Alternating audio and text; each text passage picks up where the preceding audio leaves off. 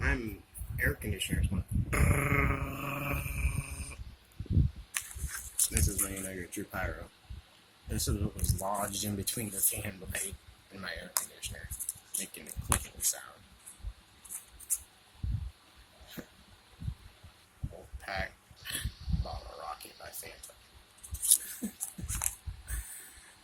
And I dumped water on it and everything else, trying to figure it out because I couldn't see because it's dirty. This is what I found in there. I'm gonna test it. I bet it'll still work after dumping water on it. It's a little soggy right now, but we'll see how they hold up. Stay tuned. Funny pyroism. What gets caught in your air conditioner?